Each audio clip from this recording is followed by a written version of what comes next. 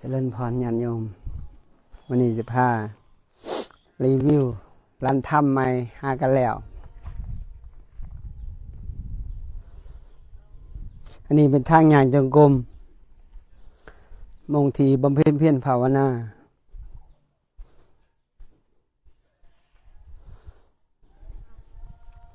ช่วงเวลาดึกๆโอ้ลมมันเย็นหน้าฟ้าเข้ามามันเย็นเวลานั่งสมาธิเพ่งอยู่นี่โอ้มวน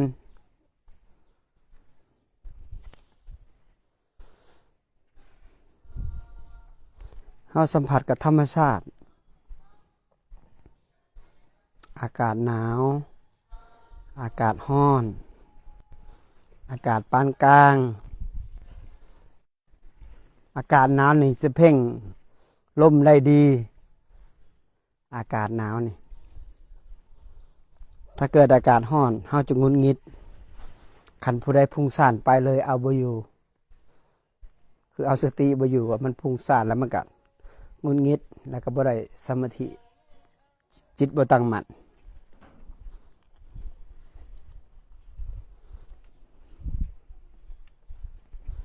ญาติโยมใครสนใจพ่อแม่ครูบาอาจารย์มาประพฤติปฏิบัติร่วมกันมาจำพรรษาร่วมกันกับนิมนต์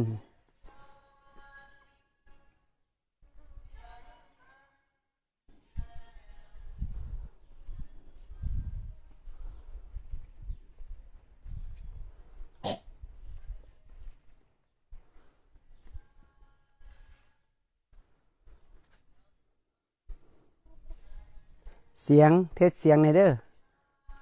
ให้ญาติโยมเข้ามาแล้วมีเสียงบ่ให้คำตอบมาเด้อญาติโยมเสียงชัดเจนบ่สินะมื้อนี้สิเว้าเรื่องแยกนามแยกรูปเพื่อที่จะเดินปัญญาให้มันสมดุลกับตามความเป็นจริงว่าแยกแบบใดเฮาเสกว่าปัญญาเฮาเดินก้าวหน้าบ่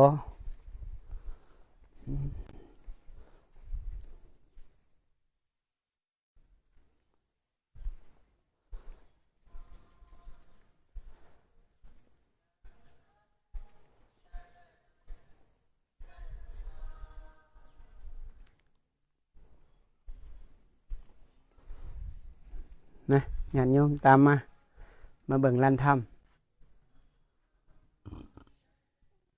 มีคนเข้ามาเบิ่งลายอยู่บ่ลูกนะเข้ามาขึ้นมาอันนี้ช่วงดึกๆนี่ย่างไปย่างมา 2-3 ชั่วโมงนั่งโอ้ยตัวแข็งเลยนี่มันเย็นเพราะว่าธรรมชาติมันเข้ามาหน้าผาเนี่ยลมเฮาหนังมวนกลางคืนมานี่ปลูกต้นไม้ต้นไม้เขียวงามนี่ต้นมังมีต้น3 ฤดูแอปเปิ้ล ปลูกหลายอย่างไว้หน้าฟ้ามีอาจารย์เพิ่นมาถวายมันนี่ก็ถวายต้นไม้โอ้ย200 ปลายปลูกเสริม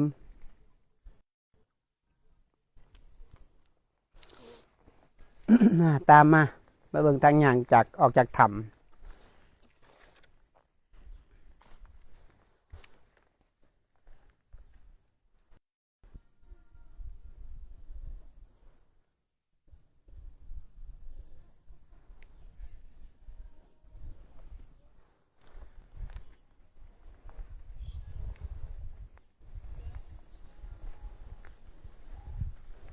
อันนี้จะเป็นทางย่างจงกรมรอบ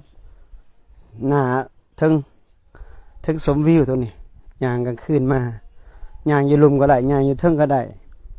นักปฏิบัติพ่อแม่ครูบาอาจารย์ไผเข้ามาแล้วก็นิมนต์อยากมาจำพรรษาอยากมาปฏิบัติรวมกันก็นิมนต์สาธุแม่ชีพ่อขาวนี่ลั่นธรรมเพิ่งกะแล้วเมื่อวานนี่ พระพุทธรูปหิ้งพระ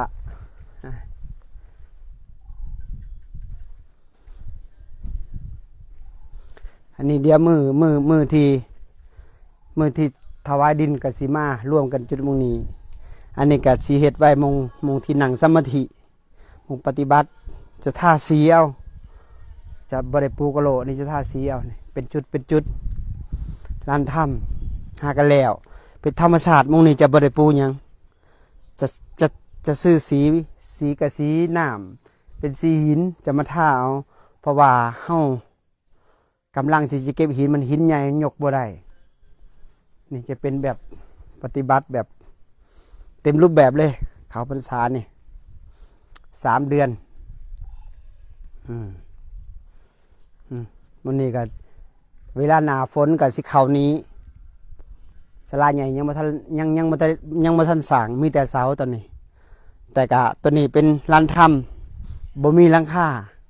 ศาลาใหญ่ศาลาถ้ำมีหลังคาแต่ว่ายังบ่ได้สร้างตัวนี้ก็เป็นอาสงมงไหวพระมงภาวนากลางคืนมาโอ้ลมเย็นอากาศหนาวตอนเช้าจะได้ตุ่มผมหมดแล้วบ่มีไฟฟ้าจะใส่แผงโซลาร์เซลล์นี่นั่งแบบลมวิวหากะแล้วเมื่อวานนี้หิงพระหากระสางแล้วเฮ็ดแล้วใหม่น่านนะญาติโยมเพิ่นมาถวาย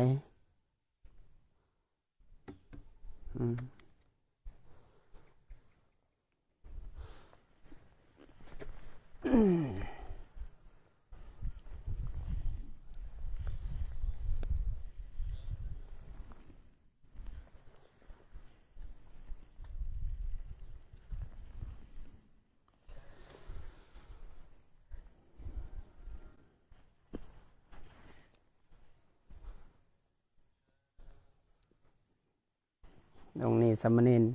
หนังสมาธินี่โอ้ยเจอสภาวะ4 ครั้งแล้วสมณีอเกตจับตาเบิ่งเด้อญาติโยมเพิ่นเพ่งลมหนังนิ่งแข็ง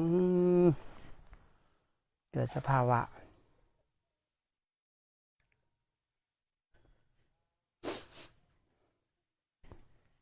วันนี้ก็นิ่ง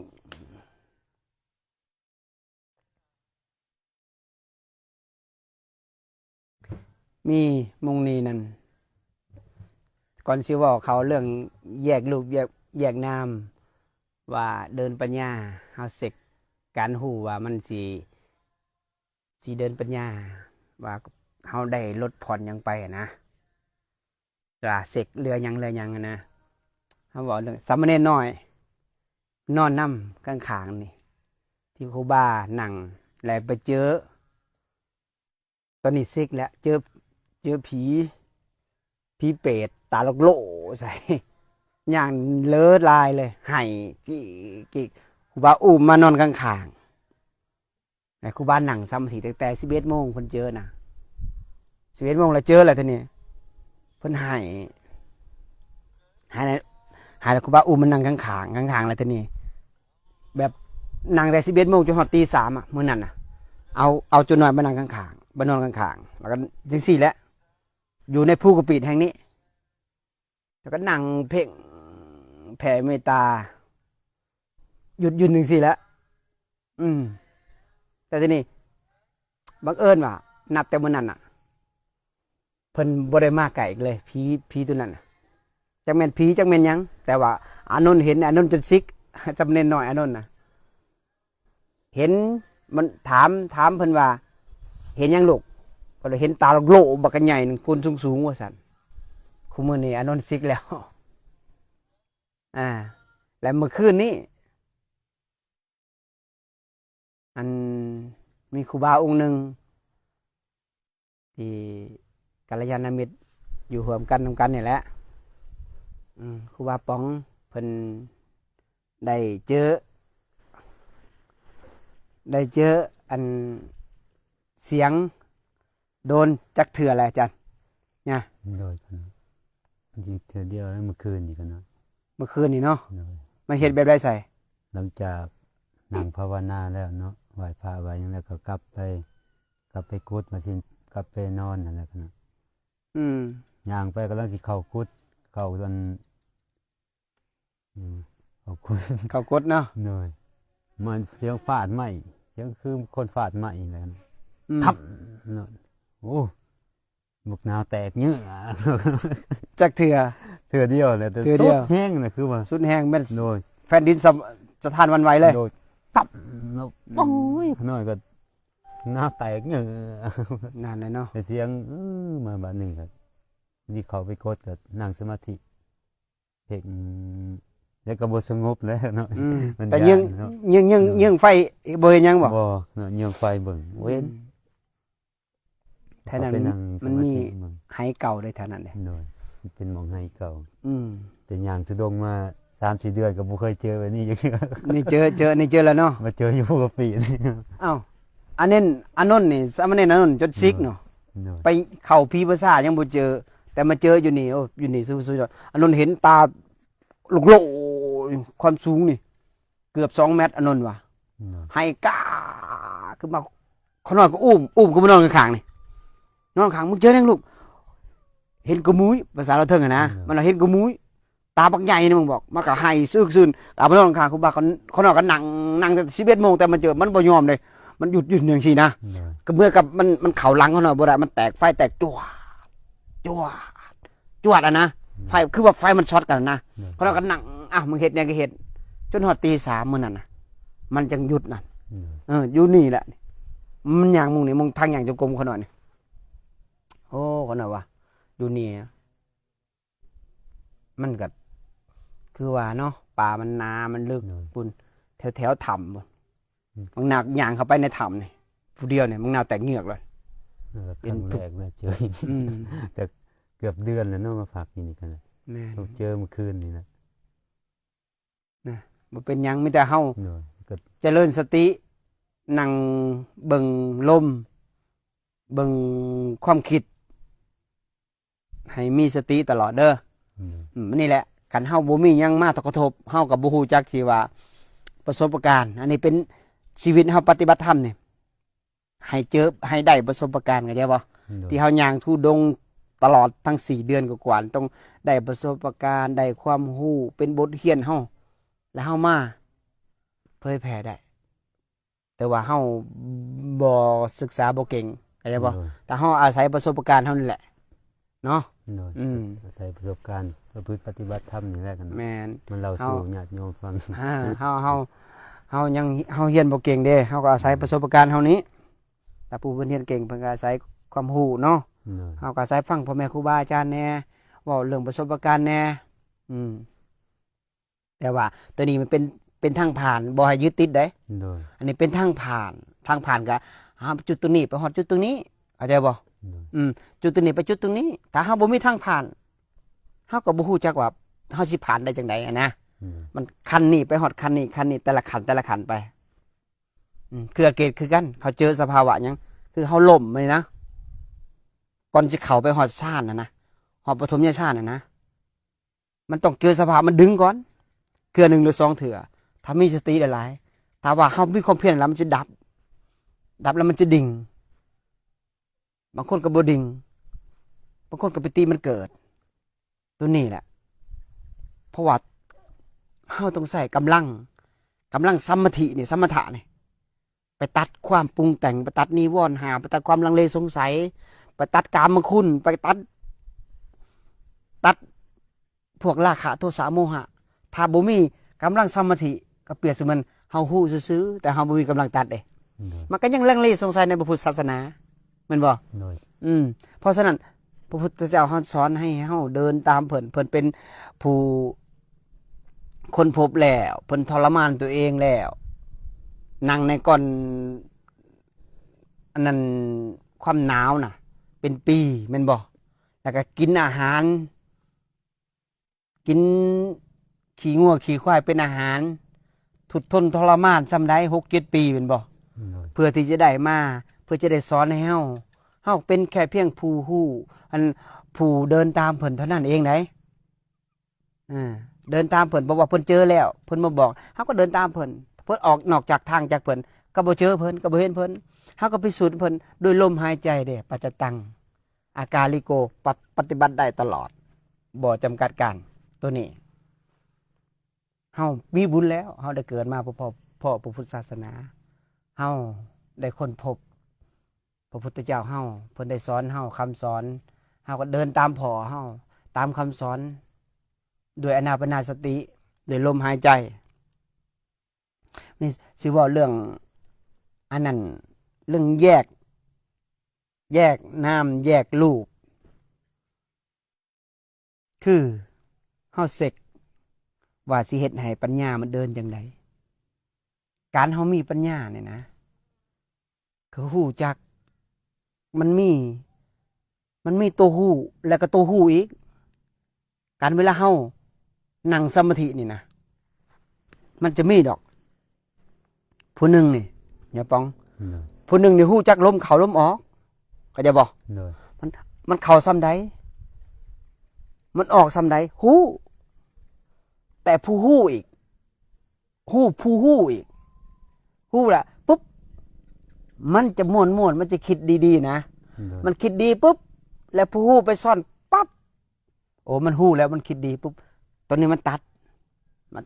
แล้วผู้ฮู้ผู้หนึ่งอีกมันเกิดขึ้นมาใหม่อีกฮู้แล้วมันดับไปมันบอกมันดับเกิดมาใหม่มันปรุงแต่งต่ออีกมันก็เป็นผู้ฮู้อีกกันเขามีกำลังพอนะมีผู้ฮู้จักวันปรุงแต่งโอ้มันนี่ปรุงแต่งไปอีกนอกทางอีกเขาก็ฮู้อีกมันก็ดับอีกตัวนี้ต้องพึกสติคักๆได้ถึงจะเห็นมันได้ถ้าคนที่บ่เห็น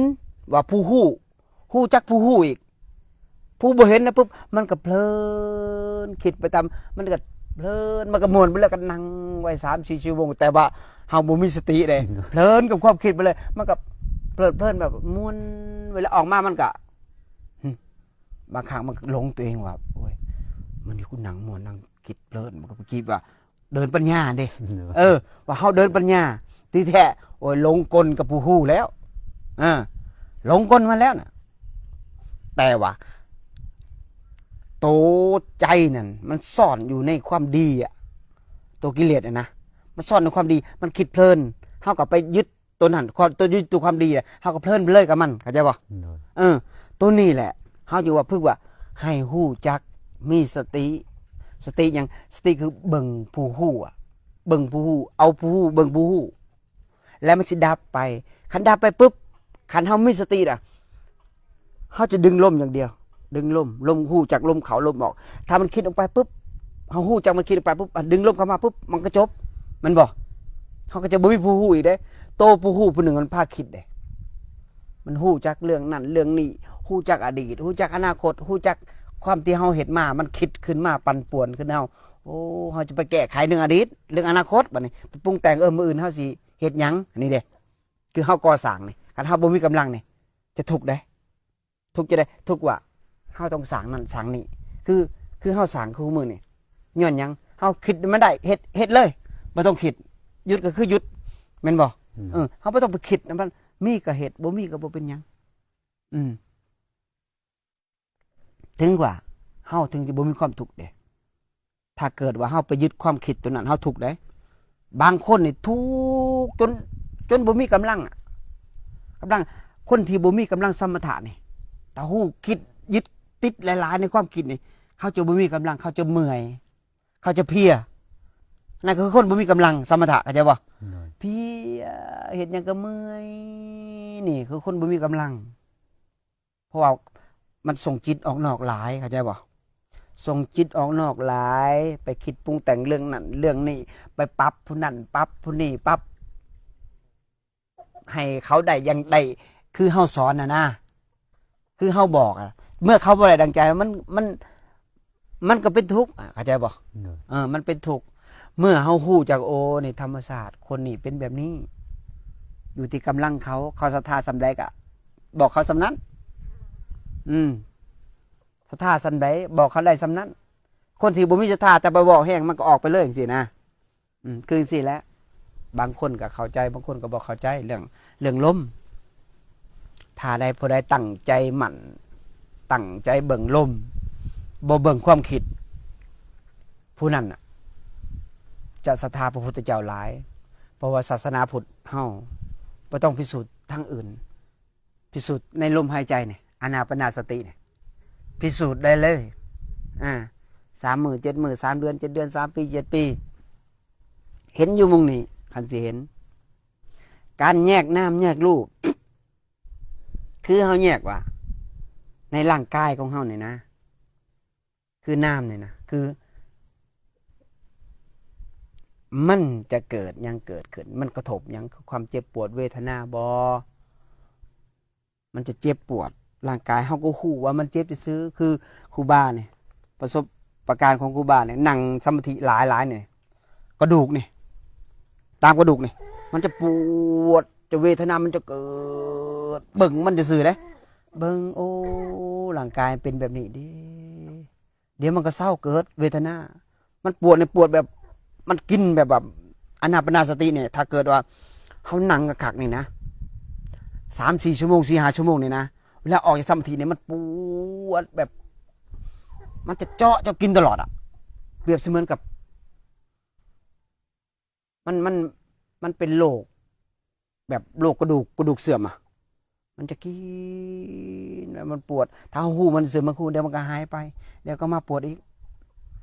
พอใส่ลมอานาปานสติมันเจ็บแบบทรมานได้ถ้าหูมันเสื่อมมันก็หายไปความเวทนามันเกิดมันสร้างได้ตลอดเลยแต่เขานั่งไปเจ็บก็เจ็บหูจากนั่งจนมันชาเลยนั่งจนมันชาหดเอวหดหัวหดคอมันก็แข็งไปเลยแล้วก็เบิ่งเห็นแต่ลมเข้าออกเขาหลอกคือนั่งเมื่อเช้านี่นั่งไปมันจะนวลเขาเห็นแต่ลมน่ะสุดยอดเลยมันหนังเหมือนกับเขาหนังบริหนังในพื้นเลยมันก็หนังเนื้อลมมันคือเวทนามันบ่เกิดเลยเขาหนังแบบจนเห็นแต่ลมอย่างเดียวบ่เ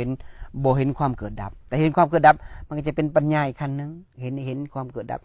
เห็นมันคิดก็เห็นมันดับไปก็การเฮาเห็นแล้วมันก็หายไปสินะแต่ว่าเสกความที่ว่าเฮาฮู้ว่ามันเหลือหยังในร่างกายเฮานี่เหลือความจำบ่โมโหมันจำนะมันละแค่อาฆาตผู้นั้นเนาะมันคิดฝังใจผู้นั้นเนาะมันคิดบ่พอใจผู้นั้นเนาะโอ้มันคิดดีผู้นั้นเนาะเฮาเสกเบิ่งนี่แหละโตปัญญาที่ว่าเฮ็ดให้เฮาเกิดปัญญาเนี่ยโอ้มันคิดเรื่องนั้นเดี๋ยวมันก็โตอดทนบ่เนี่ยคิดไปเห็นมันใจมันสั่นตึบๆมันอดทนปุ๊บมันจะล้างไปด้วยกำลังสมาธินี่แหละแล้วเหลือความปรุงแต่งซ้ำใดสังขารเนี่ยนะเหลือความปรุงแต่งซ้ำใดมันก็จะหู้น่ะหู้แล้วก็ตัดหู้แล้วก็ตัดตัวนี้มันเหตุให้เฮาผ่องขึ้นเหตุให้เฮาบ่มีความถูกเด้ตาเฮาฮู้จักมันหลายปรุงแต่งหลายเด้อมันเห็นอายตนะเห็นปุ๊บเนี่ยมันปรุงแต่งปั๊บเนี่ยโอ้โหปั๊บมันหยุดปุ๊บหลุดมันกำลังมันตัดจังซี่เด้ยินเสียงเข้ามาหูปุ๊บโอ้มันเพลินเฮาฮู้ปั๊บมันตัดปุ๊บโอ้มันผู้นั้นจะบ่มีความถูกเลยเวลาเฮาสันยังคือกันของแซ่บๆนี่กินเหม็นๆนี่กินหอมๆนี่มันฮู้ปุ๊บมันตัดปุ๊บแล้วเฮาจะบ่มีความพึกบางคนน่ะเห็นกินข้าวหูดังปุ๊บโอ้ยเหม็นเด้เหม็นยังเด้ยังไปดม ยังไปถามหาความเหม็นอยู่เลยน่ะมันบอกอยู่ไสว่ามันเหม็นแล้วเหม็นก็บ่ดมมันบอกอันนี้น่ะมันยังทนหาอยู่คำว่าหอมก็โอ้ยชื่นใจเด้บ่ว่าความพอใจของเพิ่นนะถ้าพูดโอ้หอมนี่ก็บ่เถียงโอ้เหม็นนี่ก็บ่เถียงมันก็จะตัดเองตัวนี้แหละเฮาจึงว่าติดในกลิ่นในเสียงในรสกิจในอายตนะทั้ง6เสียงกระทบมาปุ๊บ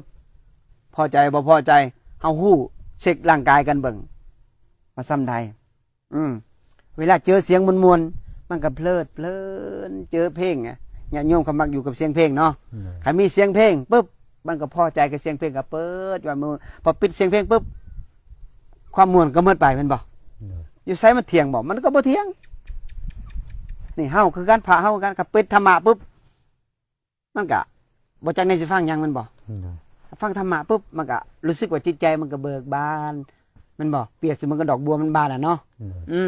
ตัวนี้แหละเฮาติดกั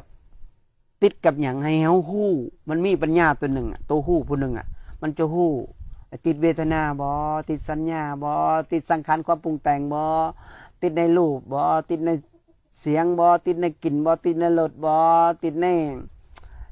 อายตนะทั้ง6ที่กระทบเข้ามาเนี่ยมันติดหยังเฮาเสกมันเบิ่งว่ามันติดหยังถ้าเฮาเสกแล้วปุ๊บโอ้นี่มันปรุงแต่งโอ้อันนี้ความจำโอ้อันนี้เวทนาอันนี้โอ้อันนี้สัญญาอันนี้สังขารนี่วิญญาณติดตัวใดเฮาก็ทบตัวใดให้มันเสกเองให้มันหูเองมันตัดมันเองมันเป็นออโต้ของมันตัวนี้แหละเพราะเราจะก้าวแรกของปัญญาที่เราจะเดินเสียงอายตนะทั้ง6ที่กระทบนี่เวลาเราเจออย่างไปบิณฑบาตบ่กับญาติโยมมาเจอกระทบอย่างเราจะพิจารณาเวลาย่างการเฮาย่างก้าวย่างมันจะถึกมาขีนถึกยังมันจะเจ็บมันจะปวดหัวเข่านี่ตาเสียงกระทบพื้นนี่มันจะออกห่อนแล้วมันจะเจ็บจี๊ดมาจิตเฮาไปอยู่หันทันทีเลยเฮาแค่เสียงสัมผัสแค่ความรู้สึกซื้อความรู้สึกแต่ว่าตัวนี้ก้าวขึ้นก้าวลงก้าวขึ้นก้าวลงเฮาย่างปุ๊บเดี๋ยวมันเถียงไปเองตาเฮ็ดประจำทุกมื้อคู่มือแต่ย่างไปบิณฑบาตโดยเวลาเข้าห้องน้ำมันก็เบิ่งลมนั่งเบิ่งลมแล้วเฮาเฮ็ดเวียกเฮาก็เฮ็ดเบิ่งจิตเบิ่งเสียงกระทบตัวนี้จิตใจเฮาร่วมไว้ได้ตัวนี้ได้ถ้าเกิดเฮาบ่เฮ็ดสิ่งนี้ยากเฮาเดินขู่กันเลยเดินขู่กันเบิ่งลมเบิ่งจิตเบิ่งขู่กันเฮาเศร้าเบิ่งลมเฮาก็มาเบิ่งจิตเศร้าเบิ่งจิตเฮาก็มาเบิ่งลมเบิ่งเสียงกระทบอายตนะทั้ง6นี่แล้วเฮามาเสกเบิ่งเฮาเหลือหยังโอ้เหลือมันอยากหายบ่เหลือความโกรธบ่เหลือความอาฆาตบ่เฮาเสกเบิ่งมันมีผู้ฮู้ผู้เสกเองมีผู้ฮู้คันฮู้แล้วเฮาฮู้แล้วเฮาบ่มีกำลังตัดมันยังเลื่อยไปอยู่เฮาก็ต้องฝึกสติขึ้นหลายๆฝึกสติขึ้นหลายๆฝึกเบิ่งลมหายใจหลายฝึกคำบ่ฝึกนี่เฮาจะปล่อยวางพวกนี้บ่ได้ฝึกจนมันเบื่อหน่ายจนมันคลายกำหนัดโอ้สิ่งใดที่มันยังบ่เบื่อหน่ายก็ฝึกเบิ่งมันอยู่หั่นฮู้มันอยู่หั่นโอ้มันเหลือตัวนี้เฮาก็เบิ่งมันอดทนต่อมันเฮ็ดต่อมันให้ไปจนเบื่อหน่ายมันคลายกำหนัดมันจะปล่อยวางมันเองนะถ้าเกิดนี่สมมุติว่าเป็นคนน้อยสอนนะญานี่ญาบ่พอใจนี่ญาเถียงนี่เป็นหยังมันถึงเถียงย้อนหยังย้อนอัตตาโอ้ยฮู้แล้วว่าย้อนอัตตามันเถียงโอ้เฮาต้องยอมนี่ยอมอดทนมันสั่นตึกขาสั่นปุ๊บปากสั่นขาสั่นใจเต้นเห็นมันแล้วบัดนี้เห็นว่าเฮาอดทนปุ๊บมื้อหน้าเฮาจะเป็นคนที่อ่อนโยนไปเลยได้มันจะยอมไปเองนะถ้าเกิดเฮาเถียงเด้อมันแห่งสูงขึ้นสูงกว่าเฮาอีกกิเลสตัวนั้นนะตัวนี้แหละฝากบอกญาติโยมเลยว่าตัวอัตตานี่พาเฮาตายตัวพอใจตัวบ่พอใจนี่พาเฮาตกนรกพาเฮาตกนรกนะเฮาสิไปใส่บ่ได้แล้วบัดนี้เฮาสิเสียชาติเกิดแล้วบัดนี้ถ้าเกิดไปประมาทในชาตินี้ประมาทว่าบุญบาปบ่เห็นเป็นโตตัวนี้แหละบางคนเขาก็บ่เห็นย้อนหยังย้อนเขาบ่มีศรัทธาบ่มีศรัทธาอะไรก็ออกห่างจากพระพุทธศาสนาแล้วไปศรัทธาพี่สร้างนางไม้ไปศรัทธาต้นไม้ต้นตอกไปศรัทธาภูเขาไปศรัทธาศาสนาอย่างอื่นแหละเข้าใจผิดว่าศาสนาเฮาศาสนาพุทธเป็นแบบนี้ย้อนหยังเฮ็ดงมไปเลยก็ย้อนว่าเขาบ่เห็นความจริงบ่เห็นศาสนาพุทธว่าศาสนาพุทธน่ะคือเกิดแก่เจ็บตายอริยสัจสี่เกิดมาก็ต้องตายเกิดมาก็ต้องทุกข์เกิดมาก็ต้องตายอยู่นี่ในเหตุจังได๋เฮาจึงสิบ่ตายเหตุจังได๋เฮาสิบ่เกิดก็คือฝึกอานาปานสติฝึกลมหายใจตัวนี้เป็นกำลังเหตุให้เจอความจริงความจริงคือหยังก็คืออนิจจังความจริงคือมันบ่เที่ยงทุกสิ่งทุกอย่างมันบ่เที่ยงหมดในโลกบัดนี้ทางร่างกายเฮาอยู่ซื่อๆนี่นะมันสิตายเมื่อใดเฮามันยังบ่บอกเฮาแม่นบ่มันสิไปเมื่อใดก็ไปตัวนี้แหละคือมันบ่เที่ยงคือเป็นอนิจจัง เบิ่งคำถามดูลูกมีหยังคำถามบ่ในนั้นนะ มันนั่นเป็นเบิ่ง มีหยังคำถามยังบ่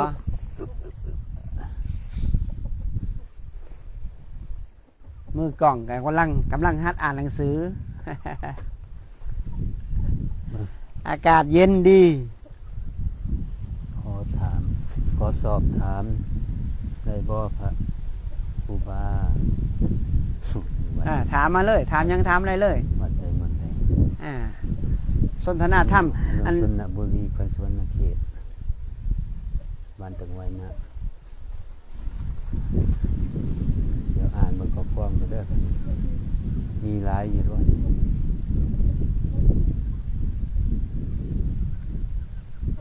มาจังได เนี่ยเบิ่ง นิมนต์เด้อใครจะมาปฏิบัติธรรมพ่อแม่ครูบาอาจารย์ทุกองค์ทุกลูก สกูถามแน่ก่อนจะนั่งเฮ็ดหยังแดก่อนจะนั่งสมาธิเฮ็ดหยังแด โอ้ง่ายๆเฮากะส่งน้ำก่อนย่างจงกรมแล้วไปส่งน้ำจากชั่วโมงนึงย่างจงกรมหรือ30นาทีก็แล้วแต่เฮาเฮ็ดให้ขามันเส้นมันย่านให้มันผ่อนคลายแล้วก็ไปส่งน้ำอากาศเย็นเสร็จโตแล้วก็มานั่งสมาธิเบิ่งลมหายใจตั้งนั่งซื่อๆเบิ่งลมเข้าออกหูจากความคิดเฮาไปเบิ่งลมหายใจบ่เบิ่งความคิดได้เบิ่งลมหายใจมันเข้าซำใดมันออกซำใดเบิ่งซำนั้นพอ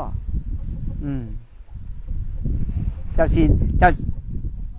นั่งซำใดนั่งชั่วโมงนึงเจ้าก็ย่างชั่วโมงนึงชั่วโมงครึ่งแล้วมันจะเบิ่งลมมันจะสงบไปเองย่างจนมันสงบพุ่นน่ะชั่วโมงนึงบ่สงบย่าง2ชั่วโมง2ชั่วโมงจ้ะย่าง3ชั่วโมง4ชั่วโมงย่างไปเรื่อยมันสงบแล้วมันนั่งปึ๊บแป๊บเดียวเท่านั้นเองน่ะเบิ่งลมปึ๊บสงบเลยคันเกิดว่ากิเลสมันหนาเกิน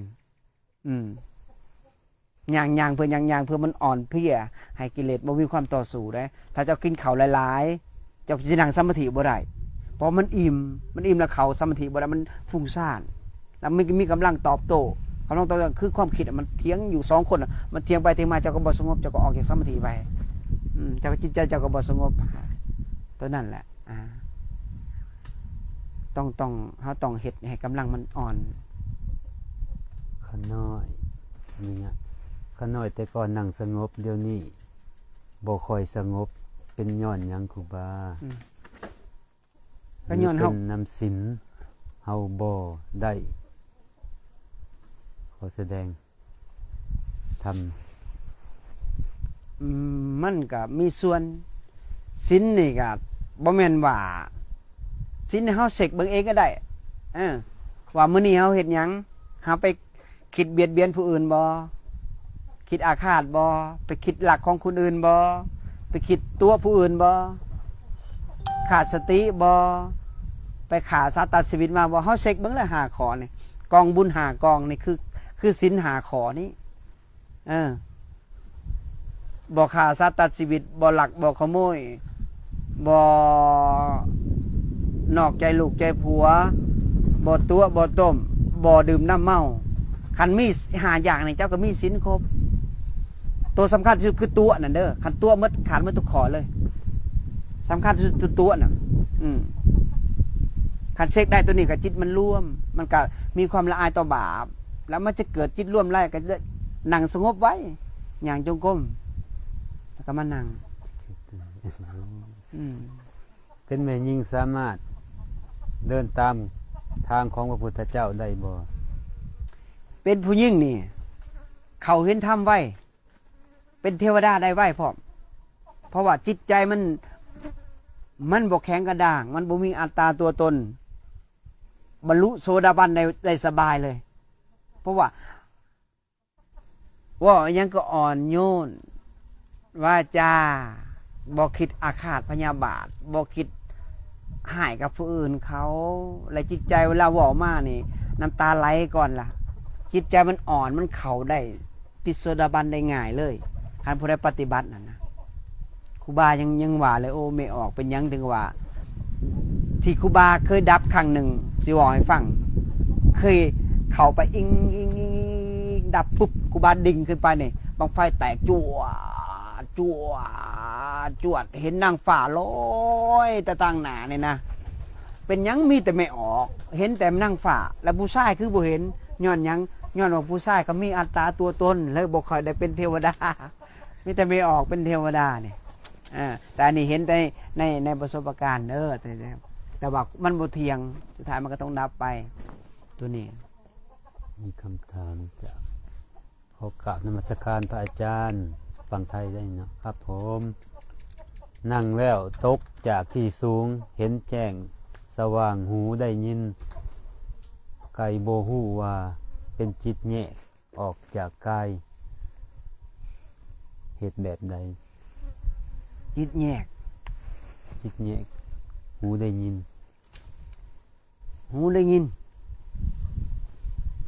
ยังล่ะ ก็การแยกรูปแยกเสียงแยกกลิ่นนี่มันก็แค่หูมันซื้อแค่แยกน้ำแยกรูปบ่แม่นเพิ่นแยกแบบใดแค่แยกว่าคือนี่คือโตมันคือบ่แม่นเฮาบ่มีของกูบ่มีเฮาบ่มีตัวนี่ก็แยกเวทนาอันนั้นมันเจ็บก็เรื่องของมันมันพอใจกับเรื่องของมันพอใจให้ฮู้ว่ามันพอใจมันบ่พอใจมันดีใจมันเสียใจให้ฮู้สำนั่นได้ว่านี่คือการแยกได้แยกเวทนาแยกสัญญาแยกสังขารแยกวิญญาณคือแยกผู้ฮู้โอ้มันฮู้โอ้มันเห็นโอ้มันพอใจโอ้มันบ่พอใจอันนี้คือการแยกได้ตัวนี้เฮาเสกตัวนี้ได้การแยกน้ำแยกลูกแยกธาตุแยกขันธ์เอาความคิดของมันบ่แม่นความคิดของเฮาก็บ่ถูกอันนี้การแยกได้การมีสติอยู่กับลมหายใจน่ะประเสริฐสูงสุดการมีสติในกายด้วยกายวาจาใจเฮาเว้าแบบใดมันสิเบียดเบียนผู้อื่นเฮามีสติแล้วมันเบียดเบียนแล้วเฮาบ่เว้านั่นคือคนมีสติการโทสะปุ๊บโทสะปุ๊บเฮาฮู้จักมันโทสะแล้วเฮาตัดด้วยกำลังสมาธิไปตัดมันเฮาบ่โทสะโอ้มันเรื่องของมันก็อดทนเดี๋ยวมันก็เศร้าไปเองคิดดีๆเว้าดีๆนี่มันเกิดด้วยกายวาจาใจสิขึ้นสวรรค์ก็ย้อนด้วยกายวาจาใจสิลงนรกก็ด้วยกายวาจาใจอยู่3อย่างนี่ไม่ได้ออกจากตัวนี้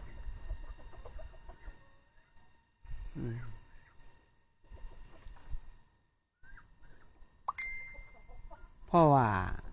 ช่วงที่จิตนี่นะเวลามันคิดมาเนี่ยมันจะสั่งความเหมาะเฮาใส่ร่างกายเนี่ยเป็นลูกน้องเป็นการทำงานให้จิตคือมือนี่หูนี่ตานี่ดังนี่ลิ้นนี่ขาแขนมือตีนนี่เป็นบริวารของจิตที่มันใส่จิตใส่หยังคิดเนี่ยใดร่างกายต้องไปในนั้นถ้าเฮามีสติเฮาต้องตัดนี่คือพิษเฮาบ่เฮ็ดตามอันนั้นคือเฮามีสติกลายเป็นลูกน้องจิตเป็นนายกลายเป็นบ่าวคือเขาบอกจังซี่ล่ะตามพ่อแม่ครูบาอาจารย์มันบอกแต่ว่าเฮาต้องมีสติเอายังเป็นสติคือเฮาฝึกสมาธิหลายๆเป็นโยมก็เฮ็ดได้เป็นทุกคนให้ได้หมดเศร้าบ่ายแรงพึกไปเดี๋ยวมันขึ้นไปเองเวลามันเดี๋ยวมันต่านไปเองขึ้นไปเอง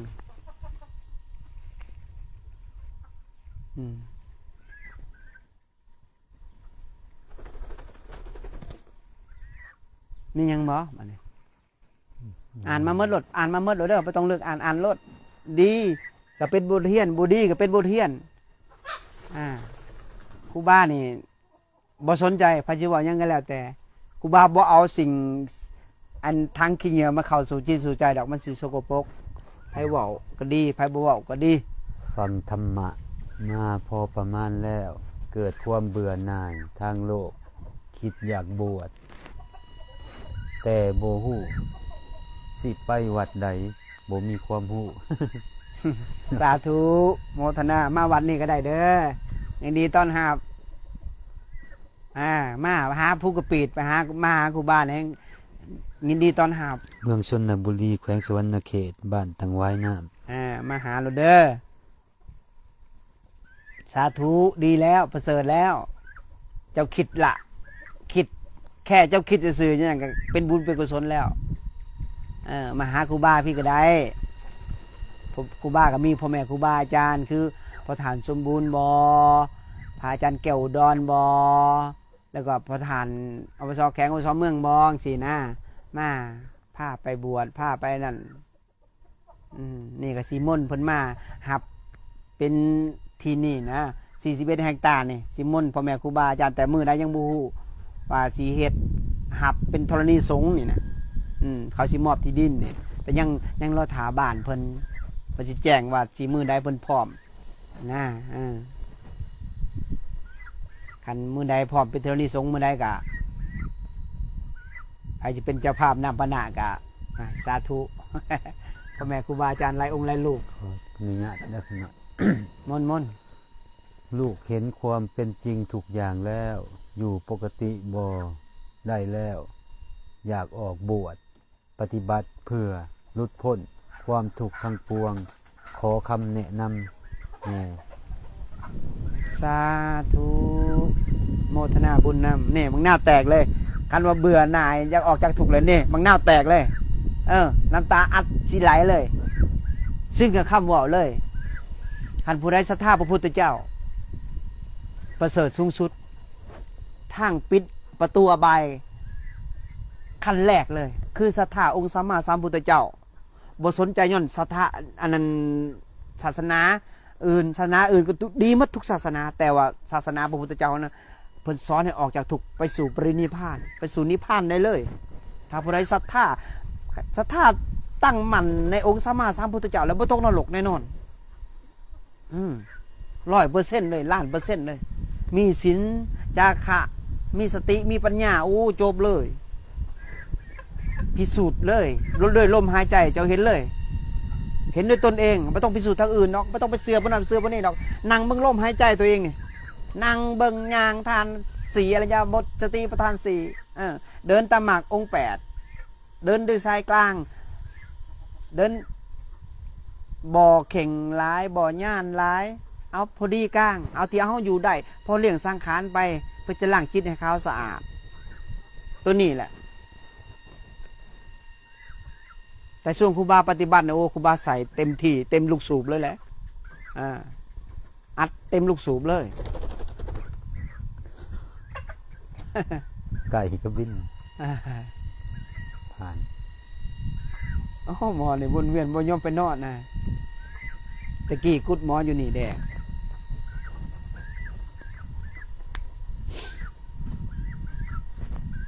อากาศเย็นดีนี่คำถามตอบบ่โอ้ไม่อยู่พี่บ่ค่อยเสียงดัง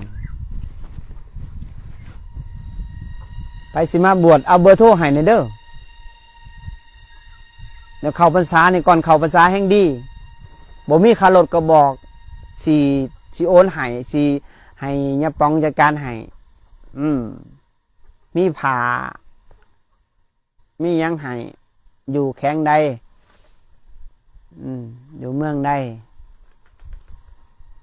มาเป็นพ่อค้าก่อนตามองค์สัมมาสัมพุทธเจ้าเฮาบัญญัติไว้เป็นพ่อค้าก่อน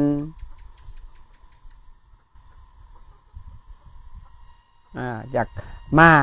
ปฏิบัตินี่ครูบาพอดีเหตุลั่นถ้ำห้ากันแล้วซ้ำสินังนาพาทำหมักไปมุงใดเหตุนี่หมักพีภาษาครูบากับผ้าไป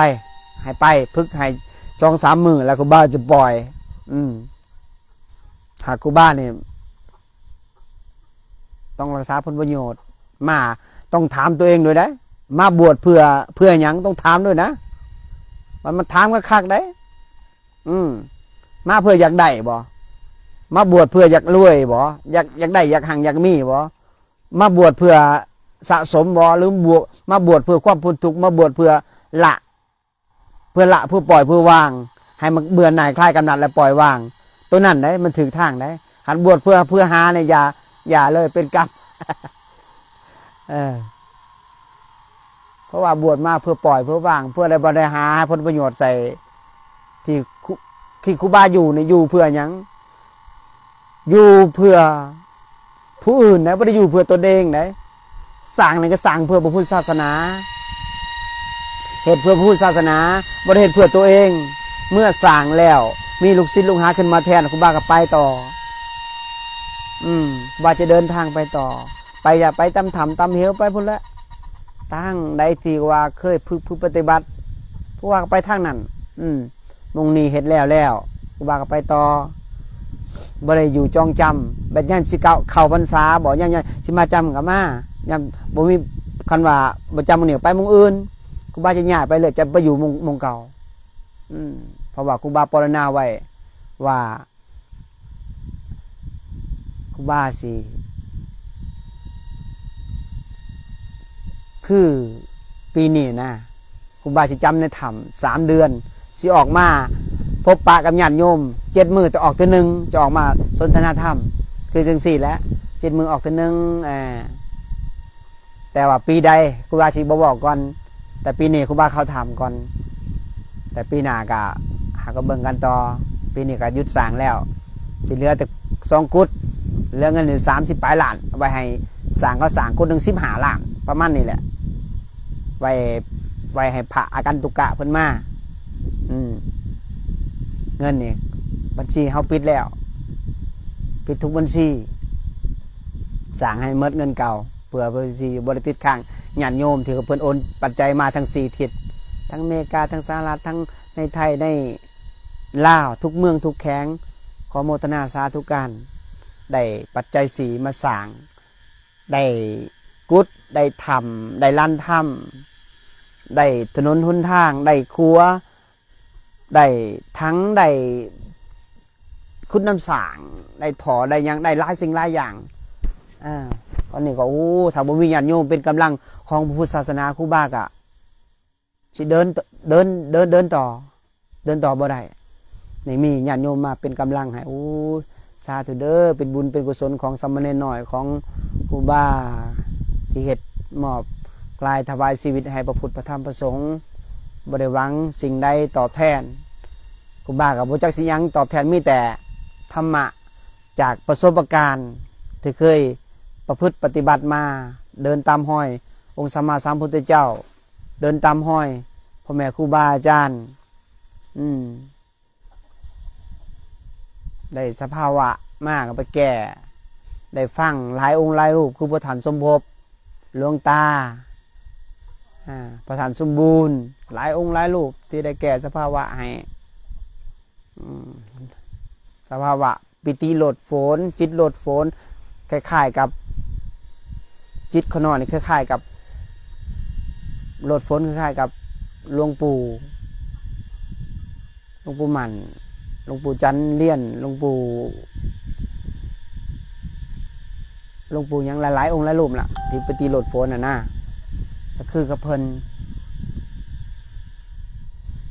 คู่มือนี่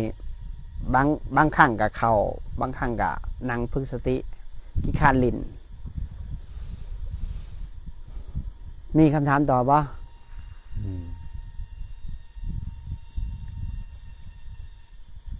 เป็นผู้หญิงมาบวชอยู่วัดป่าจานได้บ่ได้ส้นมีส้นของแม่ขาวส้นของพ่อขาวส้นของนิพะคือพูดด้วยนี่นะเป็นของพระกสามเณรส้นแม่ขาวอยู่ทั้งพุ่น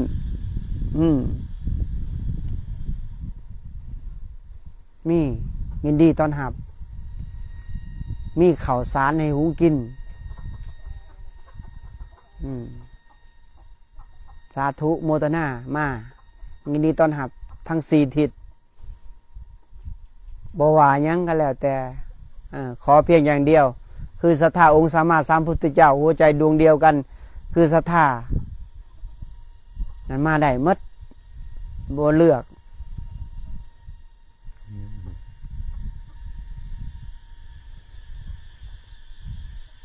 เกิดความเบื่อหน่ายทางโลกอยากไปบวชอยากสละทุกสิ่งทุกอย่างทางโลกแต่ยังห่วงพ่อแม่จะเฮ็ดแนวใด เจ้าก็มาบวชได้ห่วงพ่อแม่มาบวชแล้วก็ศึกษาพระธรรมปฏิบัติให้เห็นผลและก็ให้พ่อแม่เข้าวัดเข้าว่าคือสามเณรน้อยนี่เข้ามาบวชเนี่ยพ่อแม่เขาบ่ฮู้จักศีลจักธรรมเขามาบวชแล้วพ่อแม่เขาเข้าวัดเข้าว่าลงสังหารพังเทศคู่มือเขาก็ฮู้จักศีลจักธรรมก็ดึงเขาออกจากนรกได้ดึงพ่อดึงแม่ออกจากนรกดึงพ่อดึงแม่ให้ฮู้จักศีลจักธรรมนั่นแหละคือจูงพ่อจูงแม่ได้บ่แม่นว่าเฮาสิไปเบิ่งพ่อเบิ่งแม่จนฮอดมือวันตายแล้วก็บวชจูงมันบ่แม่นได้ตัวนั้นได้เฮาก็ตัญญูกตเวทีต่อพ่อต่อแม่เฮาก็ต้องบวชต้องศึกษาดึงพ่อดึงแม่เข้าวัดเข้าว่านั่นแหละจูงพ่อจูงแม่ถ้าเกิดว่าบ่มีไผเลี้ยงเฮาก็ตัดสินใจคิดให้ทบทวนพิจารณาให้มันดีๆถ้าพ่อแม่ไปได้เฮาก็ต้องออกมาบวชมาศึกษามาปฏิบัติขันมากินแล้วนอนบ่ต้องมาขันมาย่างจงกรมนั่งสมาธิเบิ่งลมหายใจเบิ่งจิตเบิ่งลมเบิ่งจิตเบิ่งลมอยู่นี่ช่วยครูบาโมทนาสาธุขันศรัทธาพระพุทธเจ้าบ่ต้องลังเลขันลังเลคือตัวกิเลสขัดขวางเมื่อมันหู้แล้วมันบ่ไปกิเลสนี่มันหู้แล้วตัวนั้นสิขามันขาหยังคือศาสนาพุทธคือขากิเลสได้คือละกิเลสละอัตตาตัวตนได้มันหู้แล้วมันบ่มามันยันยังยันขามันเด้เพราะศาสนาพุทธนี่ขากิเลสโดยเฉพาะโดยได้มันหัวมงหันต้นไม้ใหญ่ๆมีผีอยู่นี่มันบ่ไปมันหยาดเด้ คือนี่กันแหละต้นโพใหญ่ๆคือองค์สัมมาสัมพุทธเจ้านี่เปรียบเสมือนกับมันหู้แล้วกิเลสหู้จักแล้วสิละมันบ่มาเด้เฮาต้องพื้นใจโลดมาแล้วปึ๊บโลดผู้นั้นโอ้สุดยอดนี่กำลังเต็มที่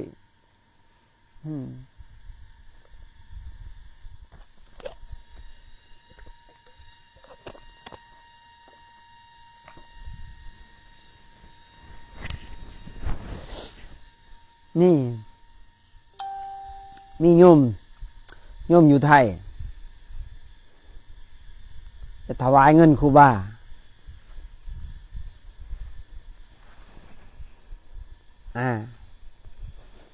ถวายหนูจะถวายตัง50,000ค่าว่าซะถวายค่ะแล้วหนูมีสิทธิ์ถูกหวยไหมคะว่าซะโยครูบาพระเจ้าแน่สิตอบแล้วครูบาว่าเอาเงินคุณขึ้นไปซะครูบาบ่แม่นเส้นทางของครูบาเงินนั่นซื้อจิตซื้อใจครูบาบ่ได้ดอกเพราะว่าให้ครูบาออกนอกลูกนอกทางจากองค์สัมมาสัมพุทธเจ้าบ่ได้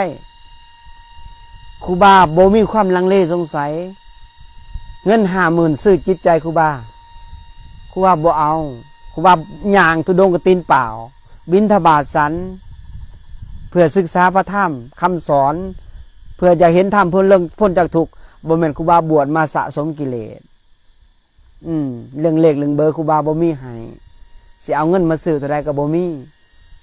เพราะว่าครูบาบ่ได้บวชมาสิ่งนี้ครูบาบวชมาเพื่อพ้นทุกข์เพื่อออกจากทุกข์เพื่อฮู้ความจริงว่ามันบ่เที่ยงบ่แม่นว่าครูบาบวชมาหนูถวายเงิน50,000หนูมีสิทธิ์จะถูกหวยไหมคะอาจารย์คุณเอาเงินคุณขึ้นไปครูบาบ่เอาคันว่าครูบาผู้ใดมาหาครูบามาถวายแล้วมาขอเลขขอเบอร์บ่มากะยาครูบาบ่มีเลขบ่มีเบอร์ให้ครูบามีแต่ความจริงใจธรรมะสอนให้ออกจากทุกข์ให้ออกจากนรกมีเท่านี้เรื่องอื่นครูบาบ่มีบุญครูบาก็บ่มีบาปครูบาก็บ่มีให้ว่าครูบามีแต่สิ่งนี้คือธรรมเดินตามองค์สัมมาสัมพุทธเจ้าเท่านั้นให้ฮู้จักบุญให้ฮู้จักบาปให้ฮู้จักออกจากนรกได้ให้ฮู้จักการปฏิบัติเพราะว่าสิ่งนี้มีสิ่งนี้จริงมีขันธ์บวชคำพอไปหาสิ่งอื่นเขาก็บ่เจอพระพุทธเจ้า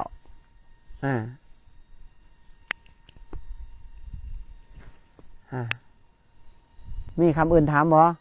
ค คันบ่มีก็เฮาก็จะได้ภาวนากันไม่มีแล้วเนาะสุดท้ายครูบาก็สิขอให้ญาติโยมบ่มีศีลขอให้มีศีลบ่มีศรัทธาขอให้มีศรัทธาบ่มีสติบ่มีปัญญาก็ขอให้มีสติปัญญา